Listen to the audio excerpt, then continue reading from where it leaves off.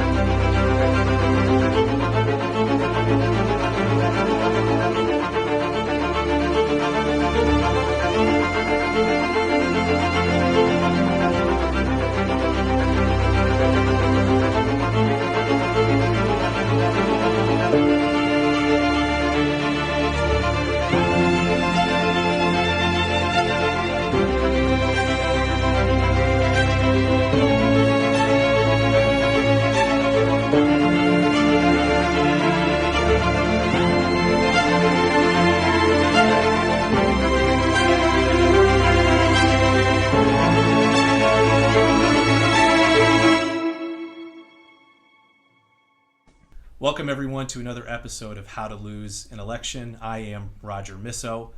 Just a note before we start, if you like the content, you want to support the show, visit our Patreon page and join our growing list of supporters. I greatly appreciate it. Today, I am honored to have on the show a personal political hero of mine who ran in Iowa's 4th Congressional District, J.D. Scholten. J.D. has had something of a unique career among people who have run for Congress. He was a professional baseball player. He is also somebody who takes on tough issues and who I think uniquely among House candidates across the country talked about less about left versus right and more about up versus down. He's one of the few candidates who talked about what it's like to be a Democrat in a rural place. One of the few candidates who talked about antitrust and fighting against corporate monopolies and the stranglehold they have not just on our economy, but on our political system and our government as well. I'm a big fan of JD's. So JD, thank you for being here. And like I ask all my guests leading off, describe for us who you were. I'm going to do it a little bit, but really who you were before you became a candidate for public office. Well, thank you so much for having me first. I mean, I come from a very unique situation. I guess growing up here in Iowa, we have the Iowa caucuses, and so politics is just around us naturally and very engaging. For the longest time, I was a pretty active voter. After my baseball career, I worked as a paralegal for a while, and in doing so, we had I worked at a couple different law firms that were pretty political, and that's how I got really more engaged. And then when 2016 happened, I was just an active voter. I had a very complacent life, maybe not complacent, but just I enjoyed my life. I was living out in Seattle, working at a law firm, or actually I went in-house at that time. And I had a good job. I played basketball, played baseball, and just a good life. But then, 2016 happened, and I saw what happened in this nation. I saw what happened here in Iowa, and I just said, that's not us. And I wanted to make a difference. And it didn't necessarily mean that I had to run for office, but I decided to move back home and to get active. And eventually I did run for office. Yeah. So that kind of gets into my second question for you, which is why did you make the decision to run for office? So, I guess I'll rephrase what I normally jump into and ask, you ran in 2018, right? Mm-hmm. And then you hopped in 2020. For you, what was the difference between running in 2018 and running in 2020, recognizing that may be a loaded question based on the way the Republican primary ended up in 2020, but how did the two races differ for you? Well, in 2018, well, you even go back to the 2016 election. At Thanksgiving of that time, my inspiration in my life is my grandmother. And she told me two things. She said, you need to move back to the family, or you got to move back to Iowa, and you got to take care of the farm. Yeah. And our farm, we rent out to a family friend, so I wasn't going to get into farming all of a sudden. But that point really hit home. And so and she passed away shortly after that. And so I had this desire to do something beyond me. And so that's how it kind of all started. nobody gave us a shot in 2018. For I think I ran for 16 months. 15 and a half of those was just trying to convince people that this race was even going to be close. And then the last 2 weeks, just all hell broke loose. And we had a poll that showed we were within one. Um, the Tree of Life shooting happened, and a lot of the eyes went on Steve King for his anti-Semitic statements from before, and like the Washington Post, literally a couple days before, had an article about him going over to on this Holocaust trip and then taking a side trip to meet with neo-Nazis in Austria or something like that. It just there's crazy stuff. So all of a sudden we got all this attention, and in a district that had 70,000 more registered Republicans than Democrats, we ended up losing by 10,000 votes. And so for me, it was unfinished business. And right when we lost, I knew I was going to do it again, and to try to finish the deal. And then, I mean, 2020 just was something crazy. I mean, we had COVID, we had King losing his primary. Yeah. Well, the crazy thing about that too is he lost his primary in the age of Trumpism, Yeah. and he's such a Trumpian candidate that it's just, how do you say no to King but then yes to Trump? And I think there should be somebody who should study that in some way. But I mean, and then just you know, what we saw here in Iowa in 2022 compared to 2018. 2018, we both times we ran a very persuasion campaign, Yeah. very much targeted at independents and Republicans who might cross the aisle. In 2018, they were willing to listen. In 2020, it was either you were with Trump or against Trump, and that was it. And so, unfortunately, we didn't do too well. Yeah. Yeah. I normally ask folks, you know, what it's like to run, the physical act of running for office. You know, really, you know, pull open the veil a little bit for people who might have watched The West Wing or some show on TV and assume they know what it's like. And I want to ask you to answer that, but also, you know, I was going to run against a Republican, right, if I made it out of the primary in New York, and you know, we talk poorly of Republicans when they don't do the act of governing very well. But in your case, in 2018, when you were running against Steve King, you were running against, objectively, a person who held really abhorrent views. I mean, anti-Semitic is putting it lightly. Right. What is it like to run against that person? Maybe feeling like the cards are kind of stacked against you based on the partisan breakdown of your district. What is it like running it, and what is it like running in that situation when you? I don't want to call it good versus evil, but man, that race is about as close as it gets, right? Well, for me, it was, for years, Democrats have talked about Steve King as being racist, being anti-Semitic, being a lot of different things. And for years, that's gotten us nowhere. And so what I wanted to do was outwork him, out hustle him, and just prove that he's ineffective. And I think that ultimately was how we went about it in a successful way. And I think a lot of people were drawn to us because for the most part, he just ignored us.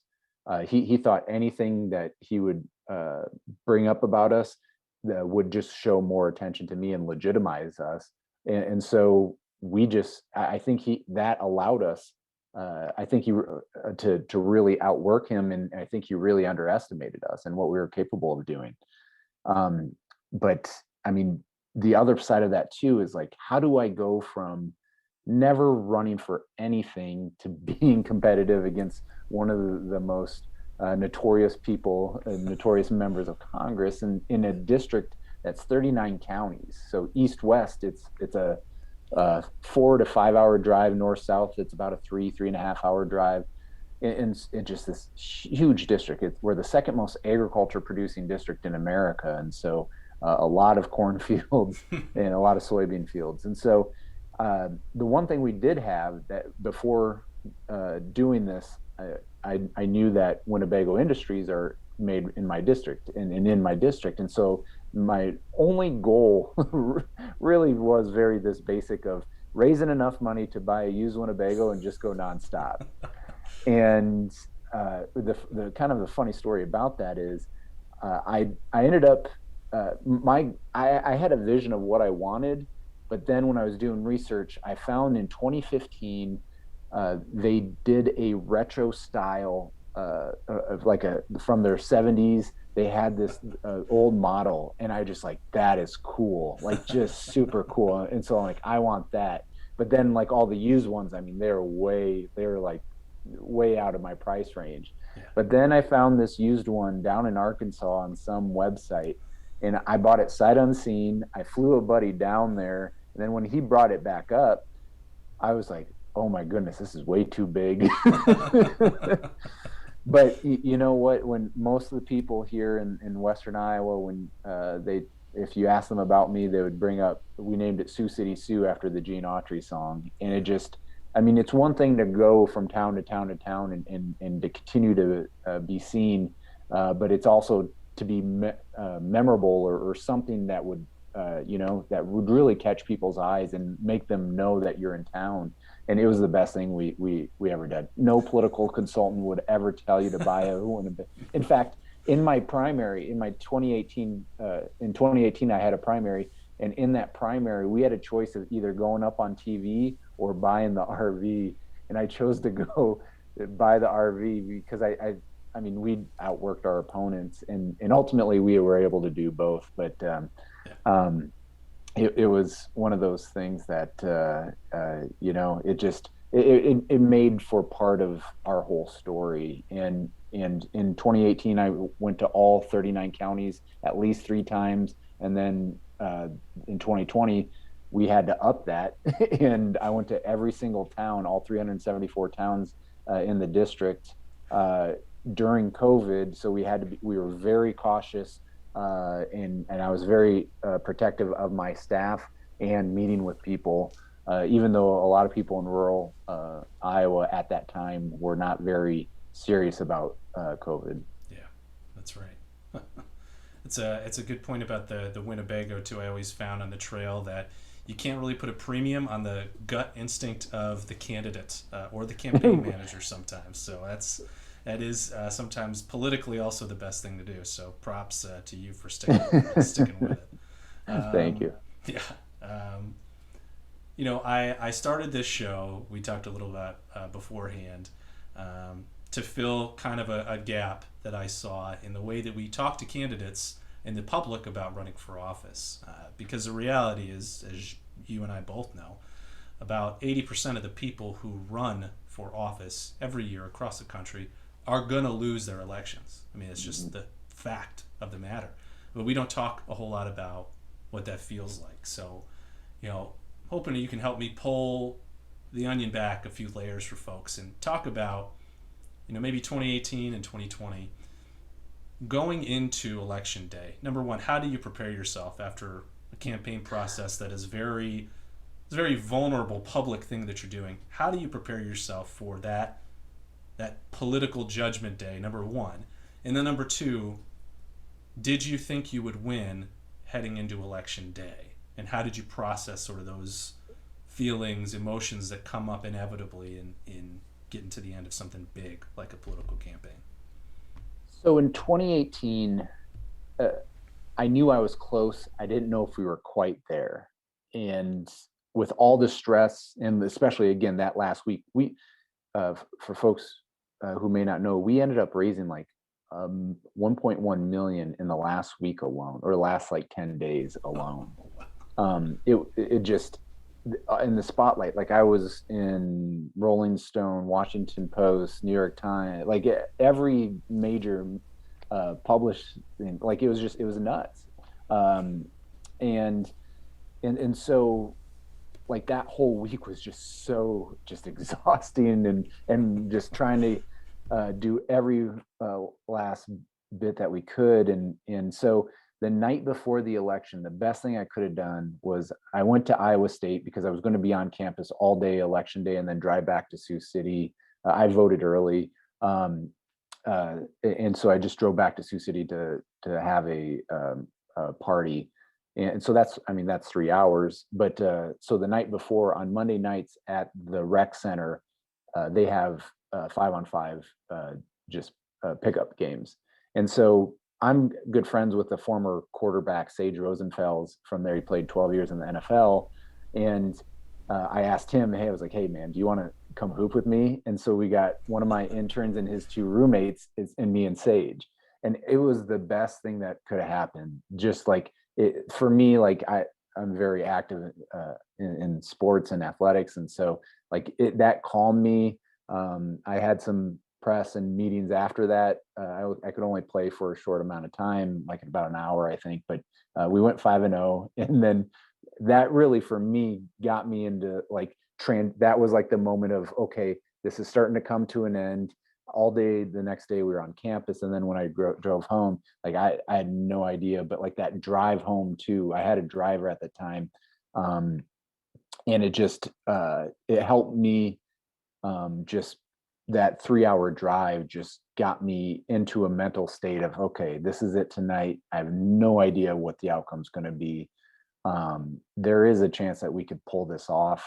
And then once we didn't at that time, like, so we had this, again, we had all this money in the last week and we couldn't spend it. So we had this big old party. I bought a couple kegs for people, and we were just like, come on over. I mean, the race got so big, like we had HuffPost reporters in Sioux City, Iowa, and I can't remember. We had a couple other national reporters in Iowa. So like it was pretty cool. And then King kicked out all the reporters out of his place. So they all came to ours, and they kept on posting. And we had over 200 people there at this big banquet hall. We had a big screen going, and they kept on showing pop-ups, and they're like, us with the lead. And I guess if you're going to lose, the best way you could lose is you get the lead early, and then it tinkers down, rather than falling way behind early and then working your way up.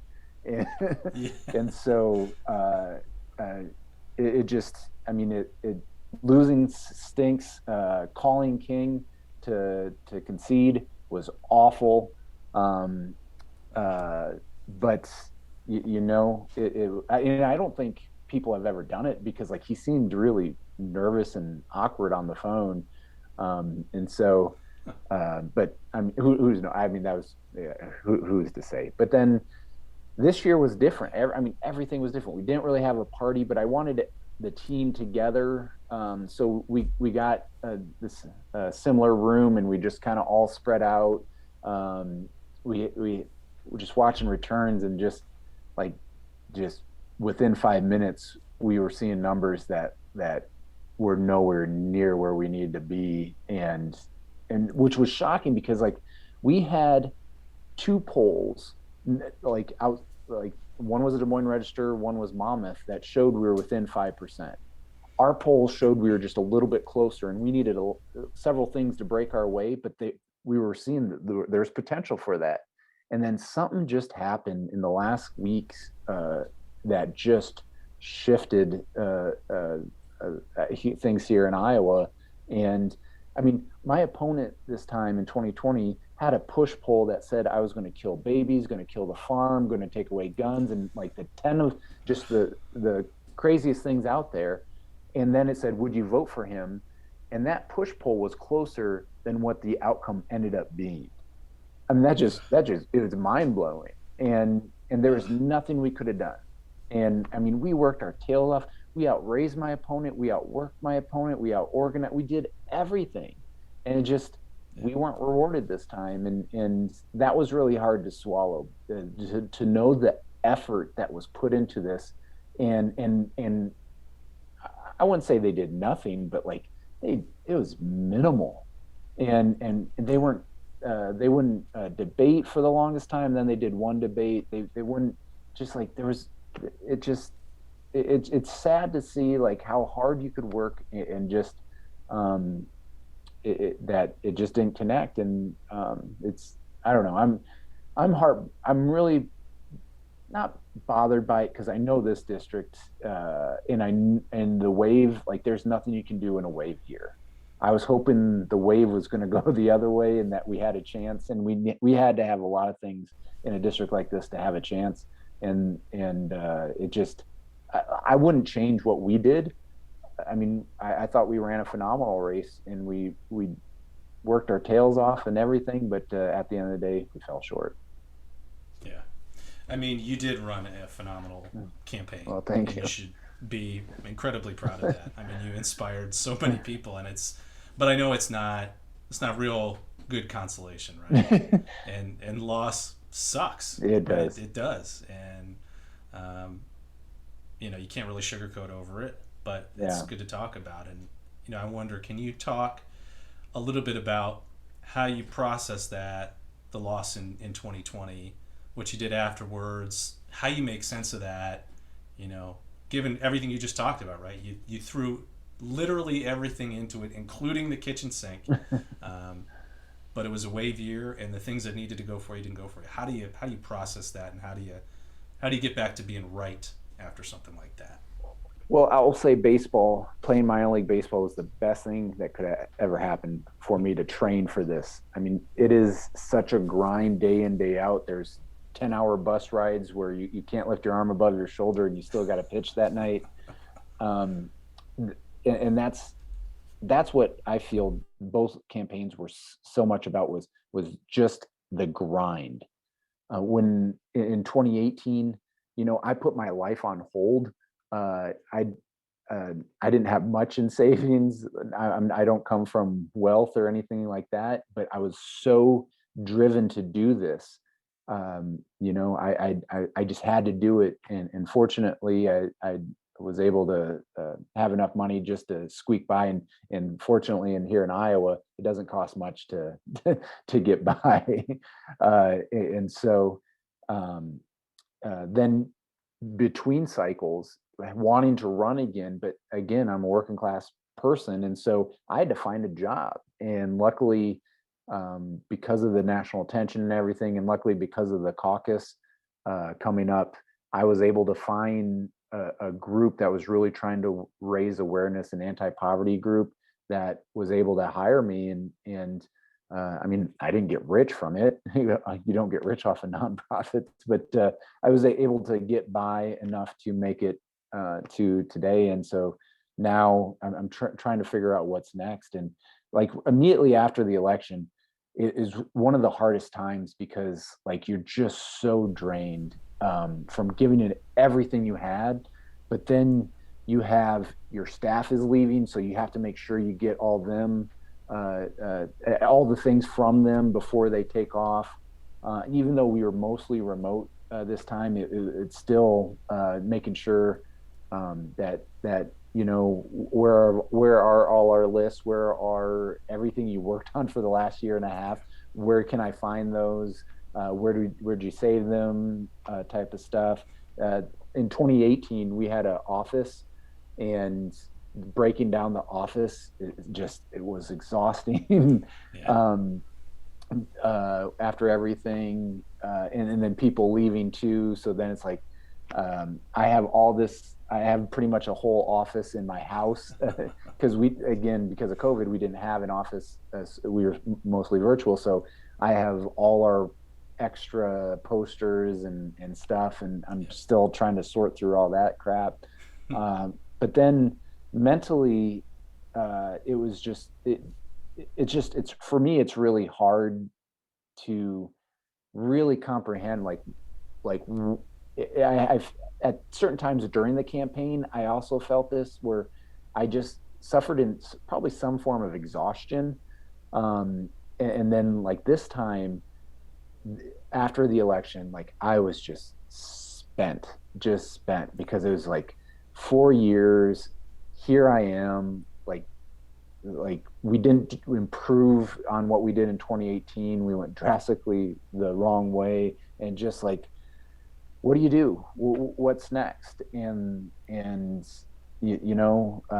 I think about like, okay, what can I do for a job? What do I need to do? And just like I know that I need to take time for myself before I jump into something else. But it was also like, well, what can I do to like I need a vacation, but I don't really have money coming in. So what do I do?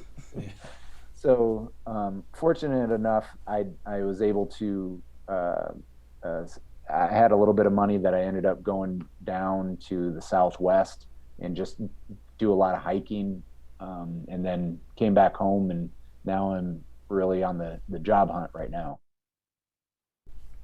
Yeah. I've run once, one half of a time compared to you, and it took me, the better part of a year, really. And you're right, you got a job hunt in there, and the thing that they don't tell you, I think, about recovery from whatever you want to call this kind of trauma, almost, right? The grief or disappointment is, you can't put a deadline on when you get over it or when you feel Mm-hmm. like you've gotten over it. And it's a tough thing to do, especially when you got a family or you got to get income in the door, because that's a lot of what they don't tell people who want to run for office or who want to vote for good people to run for office is if they don't have something saved away in the bank. So not most Americans, right? Mm-hmm. We're unemployed for more than a year, because that's the length of campaigns, and it's tough, right? Right. It's really tough. In 2018, the first part of it, so like probably the first 8 months, I was working freelance as a paralegal, and so I was very fortunate that my client was the old company I used to work for. They would I would campaign all day. I would get home at 9, 10 o'clock at night and work until 1, 2 in the morning, Oh, and then do it again the next day. And just as long as I got the project done by the end of the week, they were fine. And so like my Friday, Saturday nights were working. um, and but like that's how gung ho I was, And this time I definitely paced myself a lot better. But I mean, I'm not married and I don't have any kids, so I can do this the way I did it. But like if I was married or have kids, I think Connie Schultz has a great book about for spouses about what it's like to be the spouse of somebody running for office. And that's Sherrod Brown's wife, or Senator Sherrod Brown's wife, for folks who may not know who Connie is. I highly recommend it for people because it's not a glamorous lifestyle. I'll say. yeah. That's an understatement. Yeah. Yeah. Um, what what maybe in retrospect surprised you most about campaigning, running for office? And is there anything you would do differently, having that knowledge now, at the beginning of the process of running for office? I mean, when I launched, I thought, okay, I'm running against Steve King. People are just going to give me money. And even though like we ended up we were decently successful, we weren't super great, but like it's fundraising is ridiculously hard when you don't come from money, or you just like there's not a lot of Democratic donors in my district. Yeah. And and so like it was extremely tough fundraising. And like, so if anybody who's thinking about running, the number one thing is network.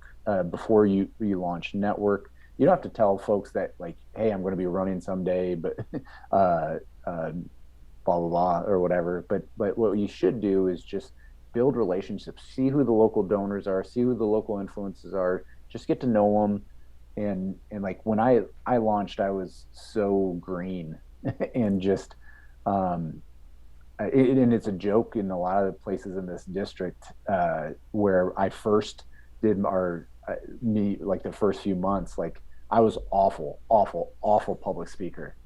And I still not, I wouldn't say that I'm great, but like I've come a long ways since that time. And I would joke like I remember between election cycles, one of these counties brought me in to be their speaker at a fundraiser, and I went there, and in one of the first events I did in 2017 was go to this local.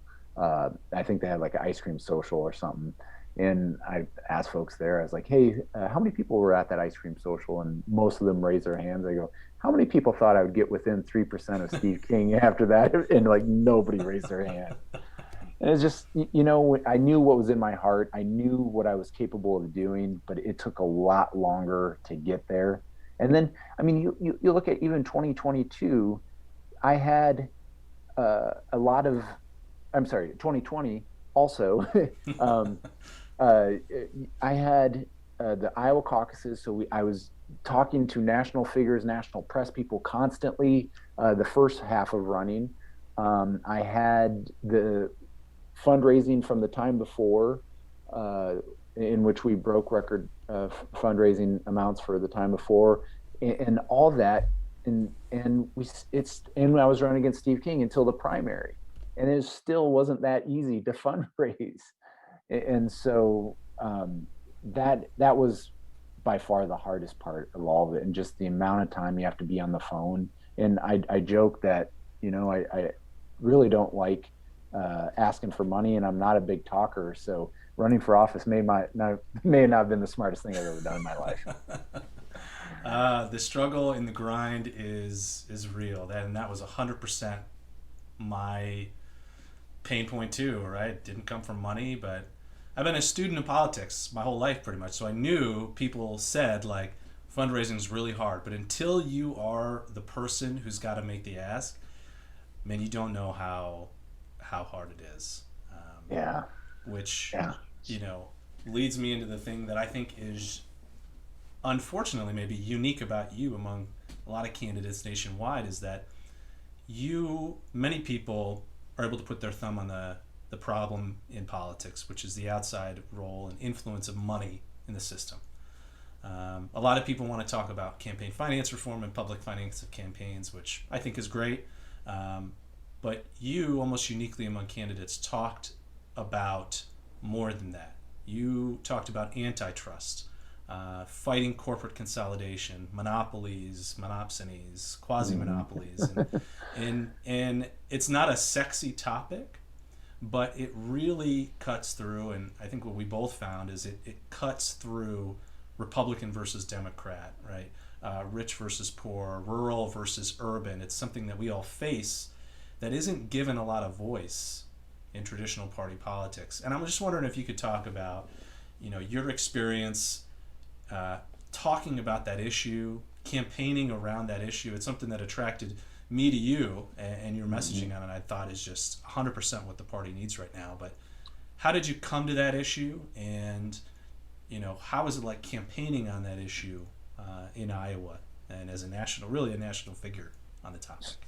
So there's two things how it kind of got brought about. One is just the roots of where I come politically is the old school prairie populism. My heroes are Wellstone, Harkin. We had a Yeah. gentleman here named Berkeley Bedell who just passed away. Um, they uh, were very active amongst this kind of talk. And then you look back 100 years ago, and we had the same battle. And literally 100 years ago, in 1921, as a result of what happened in 1920, was the Packers and Stockyards Act. And the and this is where it kind of comes full circle for me. The the sponsor of the Packers and Stockyards Act is a Republican congressman from Worth County, from Northwood, Iowa, and that's where my grandma grew up. And so for me, and that's where our family farm is. So for me, it goes from my political background to my grandma telling me to protect the farm, and just seeing every aspect of agriculture is highly concentrated. And then you look at our history, and I mean, you even look at the Boston Tea Party before we were even a country. It was a rejection against the East Indian Trading Company because they were a monopoly. And Thomas Jefferson wanted in the First Amendment to have a protection from monopolies. It ended up not being in there, but that's how influential and how worrisome our founding fathers were about a concentration of economic power. And currently, we are living in the second Gilded Age. and we're seeing that through everything, and so that's kind of where it came from. But during the pandemic, I think it really put a spotlight on what happened in the meatpacking plants. We have workers getting sick, and these workers, here in Sioux City, we've been an immigrant meatpacking town since the 1880s. And Yeah. when we moved here in 1984 from Nevada, Iowa to Sioux City here, the workers then were unionized, and then they were deunion, uh, and now the workers here are getting the same wage as in 1984 while working in these unsafe conditions. We have consumers paying the most they ever had for meat, and then we got farmers on the other end getting squeezed. And so we were actively trying to build that coalition of consumers, workers, and farmers. And, I talk to farmers who will always vote for me and ones who will never vote for me and everywhere in between. And not one of them pushed back when I talked about antitrust. They all Yeah. get it, they all understand it. Um, and to be honest, Chuck Grassley talks about it all the time, but doesn't do a damn thing about it. And I just, if you're going to compete in rural communities in the Midwest, at least, I think you absolutely have to talk about this. And so that's kind of where it came from. Yeah. Yeah, man. I love it. And I agree. I'd say here in rural upstate New York, too, there are people who get it intuitively. And it's, Mm-hmm. Democrats, I think, leave it on the table as an issue, and don't talk about it at their peril, right? And it's, if we talk about connecting with voters, that's a big way to connect with people, I think. The two issues that I think really I was able to talk with people who, and like what was really interesting was I was getting retweeted from Trump or ranchers for Trump and farmers for Trump because they were on. I don't know if I mean Trump was never going to do anything for them, but it was really weird. But the two issues that I think really did cross the aisle, that anti-corruption and antitrust. Yeah. Yeah, I think that's right. Well, speaking of Trump here, as we start to wrap it up, the catalyst for this show being when it is was certainly increased on January 6th, right? And we talk about, the title of the podcast is deliberate, right? How to lose an election, because we certainly saw on January 6th the culmination of the wrong way to lose an election, which is to discredit it, call up an insurrection to try to overturn the results, which we laugh, but cost people their lives.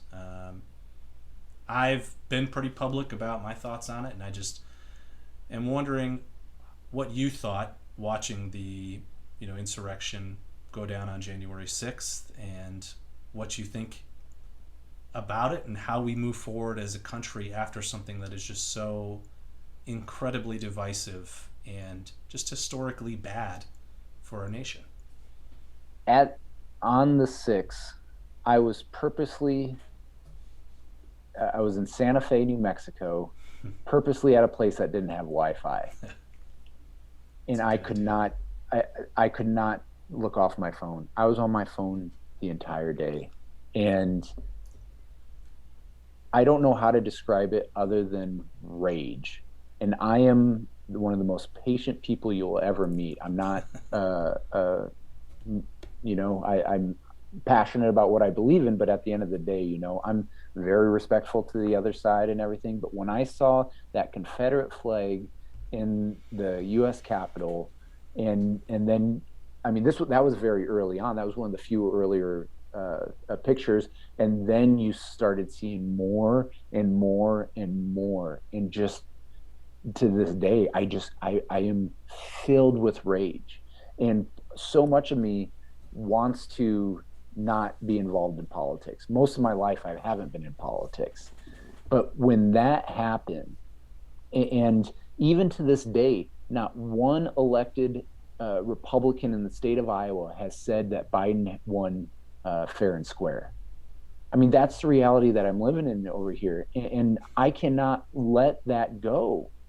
That's just, it's so despicable, and just and what's happening. And so, like, I would love to just, and I was talking with kind of an agriculture startup company, like a tech company that I was thinking about getting a job with them.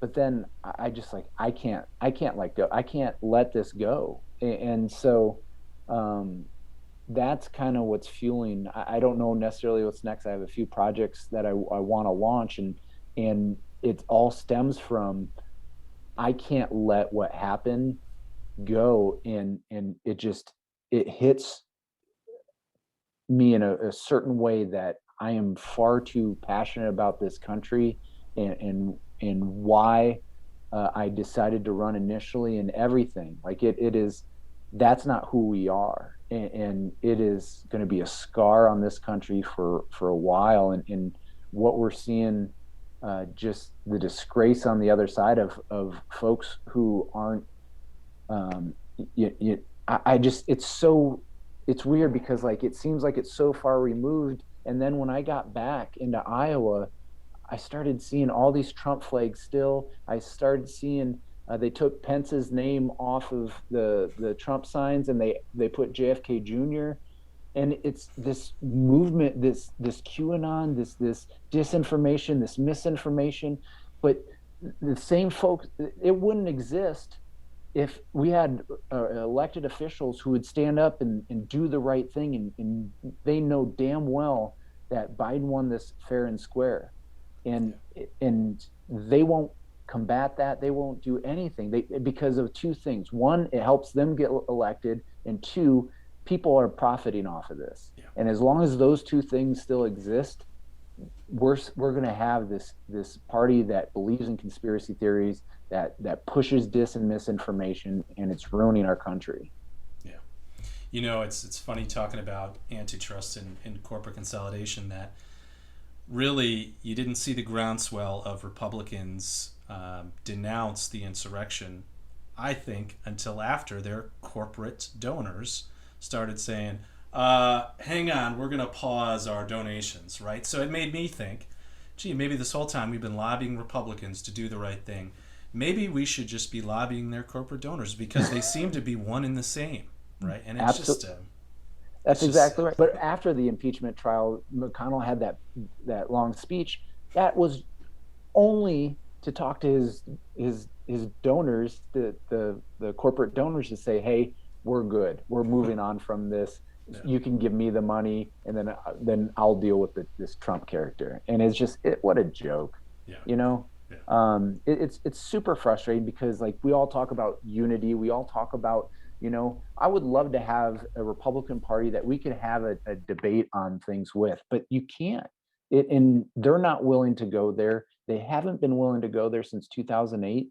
And I give me an opportunity to work with them, to do something right, where we can come together, but they're not doing that.